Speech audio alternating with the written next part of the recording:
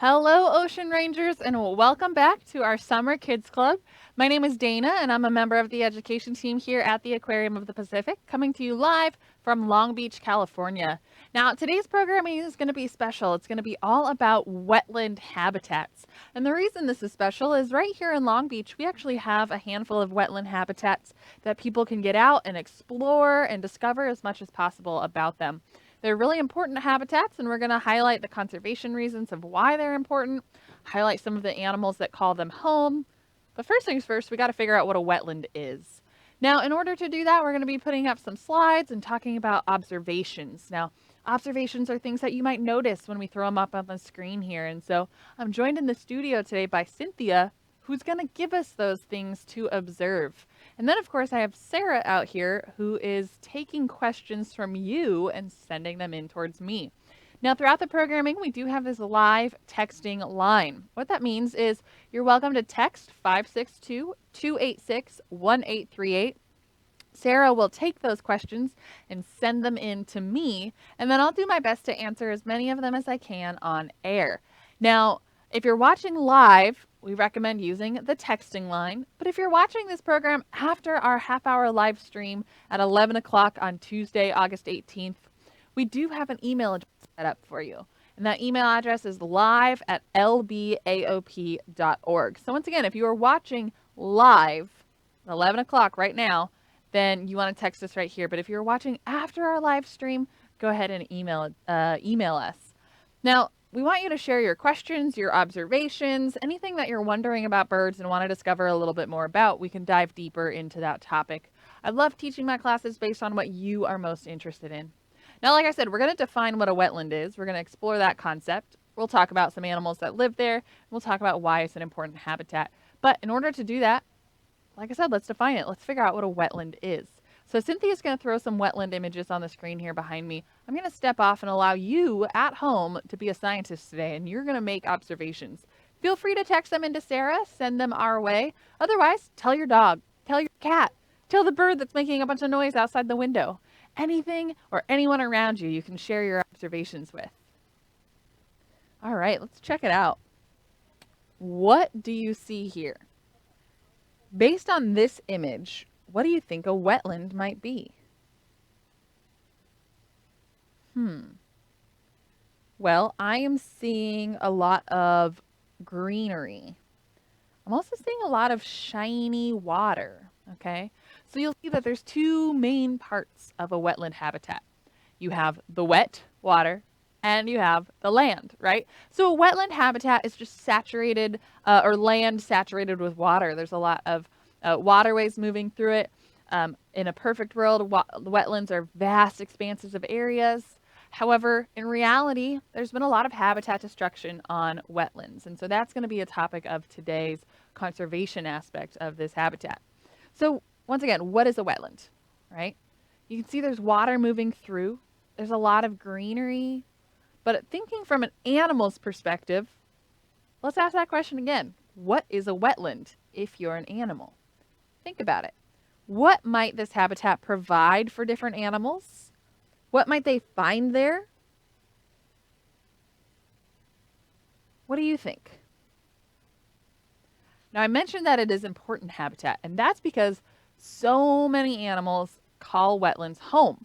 Or if not home, they at least take nice vacations to wetlands. And when I say that, what I mean is that a lot of wetland habitats are part of the Pacific Flyway, which is a migration route of a lot of birds. And these wetland habitats provide resting stops. Kind of like, have you ever gone on a long road trip? Yeah, you might need to take a rest stop every now and then. Well, these birds do the same thing. So again, what resources might they be receiving from a habitat like this?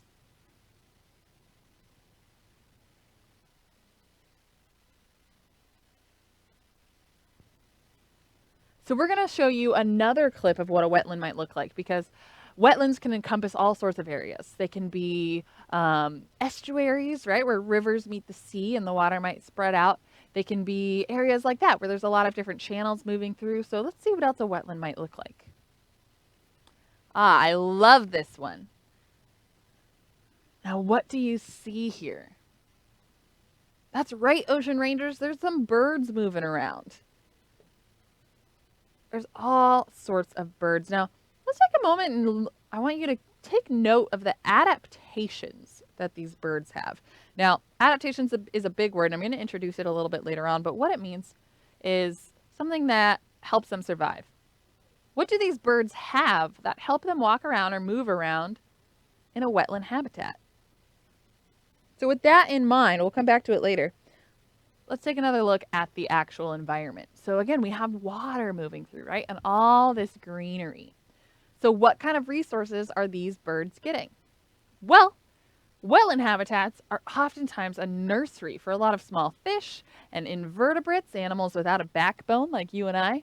And so in the waterway here, there's going to be all sorts of critters that these birds get to feed on. So one amazing resource that our animals get from our wetlands is food, right? So they can be feeding on small fish or invertebrates such as crabs, or brine shrimp is a really common food item for some of our birds here. But what else do we see? A lot of greenery. Right now, if you notice, it's pretty tall grass. Okay, so it's a pretty well vegetated is the word. Vegetation is all of the stuff growing area. And what that does is it provides nice, safe oases for birds who like to nest in habitats like this. So not only are wetlands nursery grounds for a lot of fish and animals living in the water, but they're often nursery grounds for a lot of different birds.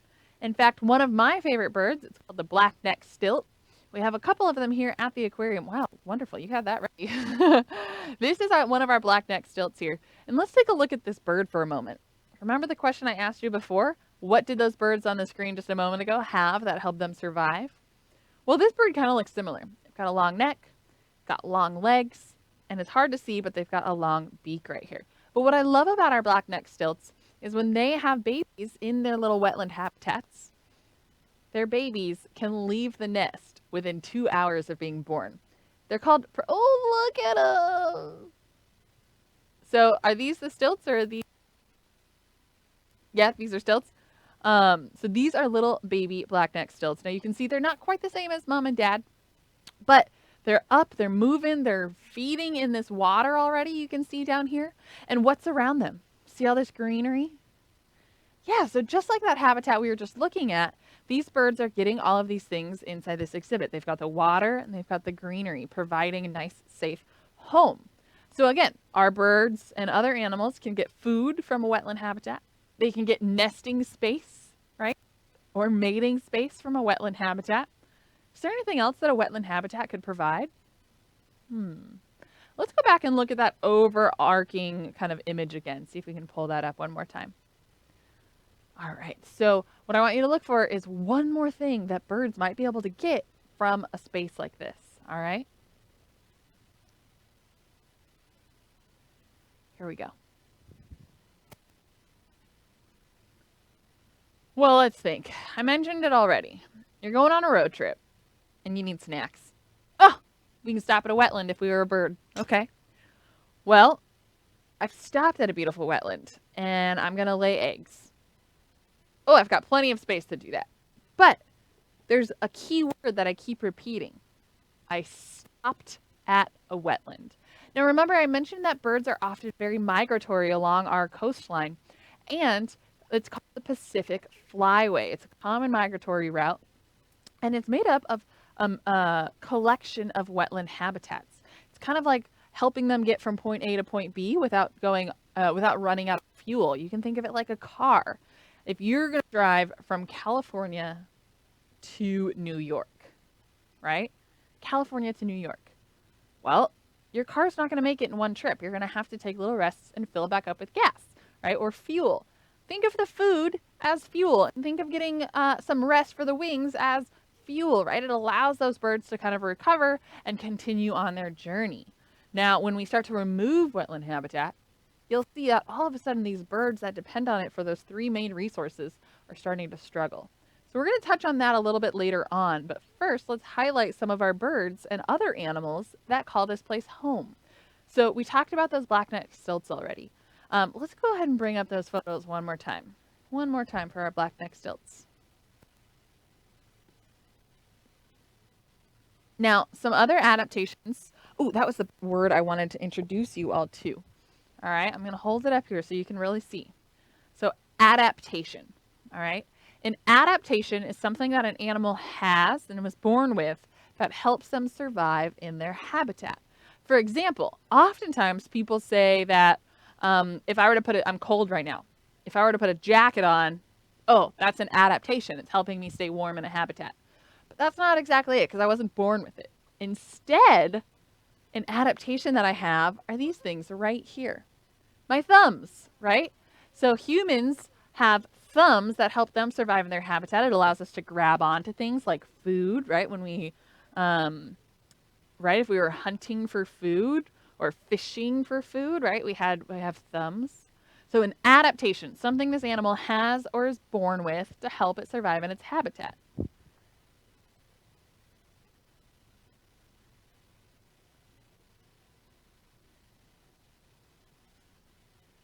Now, Valeria and let's see, and Jairo wants to know, how big are the baby birds? That's a great question, you two. So this adult bird, those legs are about that long. Okay. So maybe a foot, maybe a little bit under. And the body is about that big or so. All right. So they're big birds, but they're not like a bald eagle. Now the babies, when they first hatch, they're only about that big. And then within a couple of hours, they're up and moving around and they grow really, really fast so that they can grow up and survive in that wetland habitat. But let's take a look here. So we talked about those long legs. Now, where is this bird walking around? That's right, my friends. It's walking around in water. So you can see these long legs actually help these birds wade through the water. They have kind of thin webbed toes, okay, to deal with the muddy ground that they're moving through. Now, a lot of birds who hang out in our wetlands have these long legs. Another common one is the American avocet. Another one might be an egret, a snowy egret. Also, ibis like to hang out there, and they have long legs. And another common characteristic that you'll see with all of those birds are these elongated beaks. Now, the beaks are all slightly different. Some of them are kind of upturned. Some of them are a little bit thicker. Some of them are really, really, they might be a little shorter. Oh, here's one. Here's one of our snowy egrets. But you can see it's similar, right? It's long, it's pointy. So our birds that typically hang out in these wetland habitats are feeding on similar items. They're going to be feeding on those small crustaceans or, let's see, brine shrimp. They're like a tiny little invertebrate, little plankton, maybe little crabs, maybe little sand crabs. Have you ever been to the beach to dig up sand crabs? Yeah, so something like that. They also might feed on little crayfish, anything living inside that water. Also little fish, right? Tiny little juveniles or baby fish that hang out in our wetland nursery. Now, in order to do that, there's a couple different feeding techniques. Some birds catch fish and they hold it in this beak right here, right? Just little ones, but they're able to catch the fish and then kind of maneuver it so it can go right down their throat, and they'll typically swallow it whole.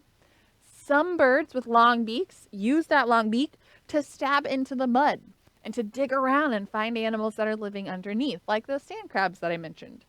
Some other birds will use their beak as a filter. They kind of skim back and forth through the water, okay? Now, flamingos, that's not a flamingo, don't worry. But flamingos are actually filter feeders, just like some of our whales. They open their beak, they have a structure that filters all the food out of them. So then they take a mouthful of food and water, push the water out, and then swallow all the food. A little bit of a different beak, but some of our long, skinny-beaked birds will also kind of skim and filter. So you can see they all have very similar bodies, so long legs, long, pointy beak. I'm actually going to show you a beak from one of my other favorite birds, the great blue heron. If we have a photo, that would be awesome, but if not, we'll explore right here. So this is the great blue heron beak. Now, the heron is a little bit different. Let's see here. So it doesn't have quite as long and skinny a beak as the stilt or the avocet or that egret we were just looking at, but you can see that it's very skinny, right? So this is where the eyes would go, these eye sockets right here.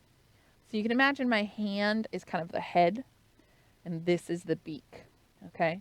So it's long and skinny, And herons, one of my favorite things to do with herons, the reason I love them so much, is they're incredible fishers, right? So they like to catch fish. Now, what they'll do is they'll hang out right on the edge of the water, and they have long legs, just like the other birds we've explored already. And they stand there and they kind of tilt their head at a 45-degree angle, and they just watch. And they're very still while they're doing this. They watch and they wait, and all of a sudden you'll see them jab into the water. They have really long necks, and they jab in, and they typically will come out with food, like a fish, right? And wetlands are perfect for that. Because it's very shallow water, it allows the heron to be able to find the fish, and the fish don't have a whole lot of places to go because it's shallow, so it's not like it's going to swim 10 feet down. Now, I've seen blue herons doing this along rocky edges of northern islands off the coast of Washington. I've seen blue herons do this from docks in San Francisco Bay or San Diego Bay, all up and down our coastline. My favorite was we actually used to have a heron that would hang out at the bait dock. Now, what is a bait dock? Well, when fishermen go out, they typically will take a bunch of bait that's already been caught, and they'll pull it out of a bait well, okay? And it's a big dock, the big net underneath full of a bunch of bait fish, like sardines maybe, okay? And the bird knows that there's a net full of sardines under this dock, and so they'll hang out right by the bait dock, and they put their little tiny head through the slats of the dock. It's pretty incredible. But what that shows me is that they're incredible hunters, right? They're able to really hone in on their prey and catch it with this wonderful beak. All right. So we've explored some of our birds. Let's go ahead and take a look at the overarching habitat one more time. I'm going to step off and we can explore that in just a moment. So as far as adaptations go, we've talked about those long legs that help them move through the water that you see here. We've talked about those long beaks to help filter food, to dig, to skim food out of the water, right? So we focused on those stilts. Let's go back to them for a little bit. Now they feed on those small invertebrates that I mentioned. But one reason that I like to talk about them is we do have a local resident population in Bolsa Chica. Has anyone here ever been to Bolsa Chica wetlands? Woo, Cynthia's got her hand up. So Bolsa Chica is a great wetland habitat that's around our area that you're able to go out and explore and look for birds such as our stilt, our avocets, our egrets, our herons. But what I love about it is there's a lot of other wildlife as well. In fact, I saw not a bird that looks like this, but I got to see a peregrine falcon, one of the fastest birds. They can dive incredibly fast. I also got to see an osprey catch a fish. This was just right down the road here in Southern California. You can all go look for your closest wetland habitat and see what there is to explore. But what I love about these birds is the fact, like I said, that we have that local population. But I want to talk about some other adaptations that they have. So we had a question about the baby birds, right? How big are they? Now, they're not very big, but they are what I said earlier. It's called being precocial, meaning that they are able to get up, move around, and fend for themselves very quickly, right? Unlike when you picture a baby bird stuck in a bird nest and mom and dad have to come back and bring it food, our little stilts are walking around getting their own food. But let's go ahead and put that image of them up one more time. And so our stilts, they also have another adaptation that's different than the adaptation you see on mom and dad. They look a little bit different. I want you to take note and observe what's different.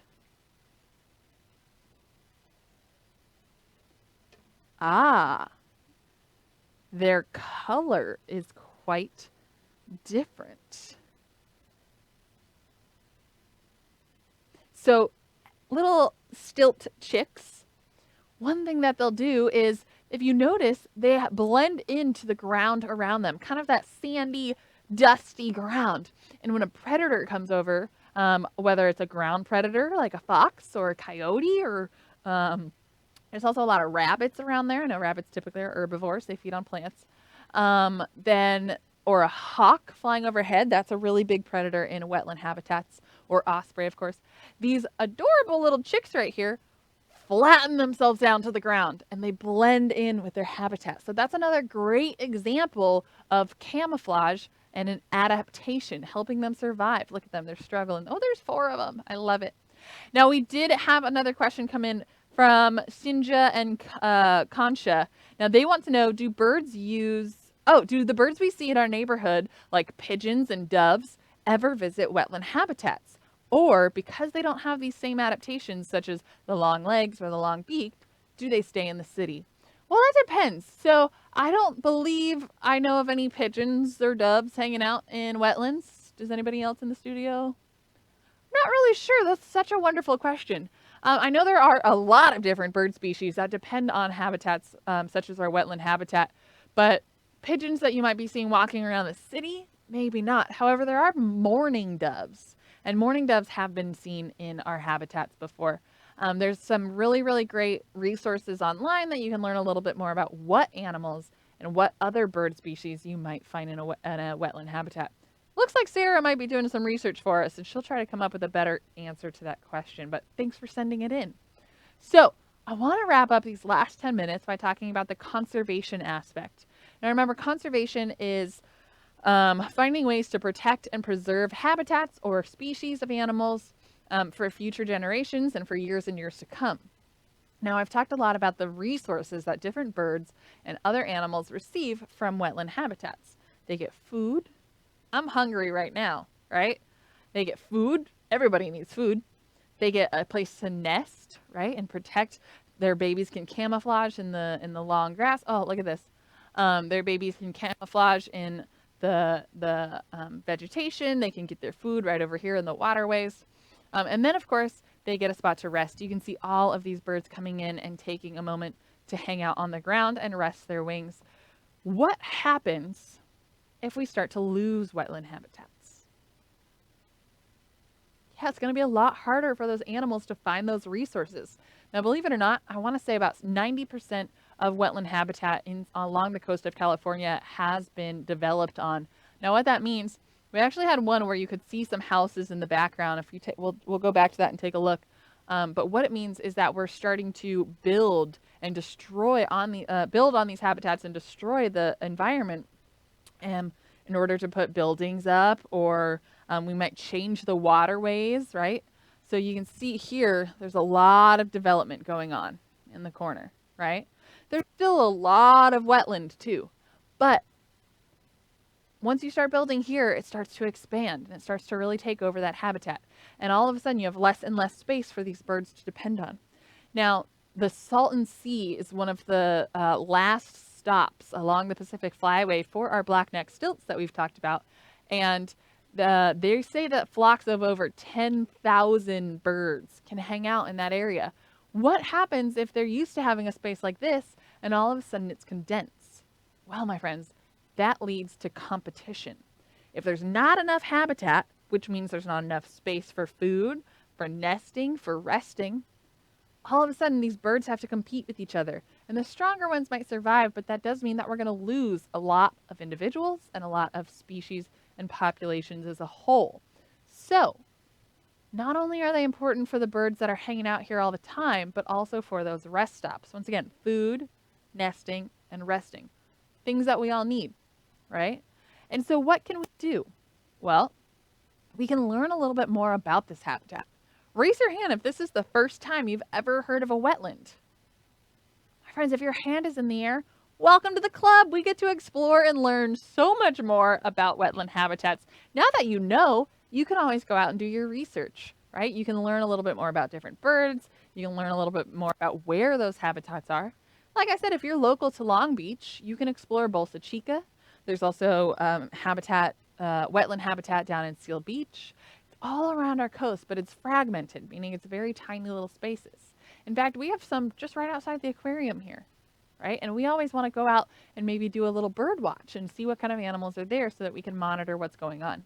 Now, monitoring, that's another really important part of conservation when it comes to our wetland habitats. A lot of wetland preserves have monitoring projects in place where birders or volunteers, often volunteers, people with cameras, binoculars, no supplies at all, right? You can just use your eyes. All of these people come out and they watch the birds and they count how many there are and they try to get an idea of how those bird populations are doing. They might pick up trash. They might maintain trails so that if other people come to explore, they stay on the path and they don't mess with the rest of the habitat. They might um, make sure that the water's doing well, right? They might make do observations to what kind of species are in the water. Remember, we mentioned a lot of invertebrates and tiny fish, but there's some pretty big fish that call wetlands home, and that is our rays. In fact, round rays and bat rays are two local ray species that you might find in an estuary or in a wetland. And so they might pay attention to what kind of things are going on in the water, on the land, and in the sky. What do they notice, right? They're also going to pay attention to the pollution. What kind of development is going on around the wetland habitat? And is it having a drastic impact, right? So these are, oh, this is a great image of what it might look like underwater in a wetland habitat. There's all sorts of fish around here. These are little, those are little smelts, and it looks like maybe some croakers. That's that big fish right there that's blocking the view. But you can imagine that it's a nice place to lay maybe some fish eggs, maybe bury some little invertebrates, right? Animals without a backbone in the sand. So lots going on underwater as well. It's not just about what's going on above. And so people who are interested in learning more about wetland habitats can explore these areas, whether it's out in person or online, and learn about what other things they might need to help protect a habitat like this. Habitat destruction is important not just for wetlands, but for all habitats that you've heard us talk about here on the Aquarium Online Academy during our Summer Kids Club, right? So kelp forest habitats, there's a lot of destruction there as well. Let's see, reef habitats, there's a lot of destruction there. And the concept is the same. Learn as much about these habitats and the species that depend on them, and learn the best ways to conserve and protect them. Now, my friends, we are wrapping it up here in the studio, but I want to thank you for starting the journey with me. Or maybe you're already a wetland expert, but thank you for learning as much as we could today, learning a little bit more and opening your eyes to the type of resources that animals depend on in their different habitats. Once again, if you have any last questions here, you can go to 562-286-1838, or since we're nearing the end of our program, you are welcome to email us at live@lbaop.org. We want to answer as many questions as we can, so feel free to reach out. Otherwise, my friends, once again, thank you for joining us today on this Tuesday morning, almost afternoon. We hope to see you back tomorrow. You're going to be learning about life cycles. Now, don't forget that during our Summer Kids Club, we do have resources for you online if you want to explore a little bit more about the web page where the link to this program was. We do have an activity for you to check out. So go ahead and download that activity, continue learning about wetlands, continue learning about the habitats around you, and have a wonderful Tuesday afternoon. Bye, everyone.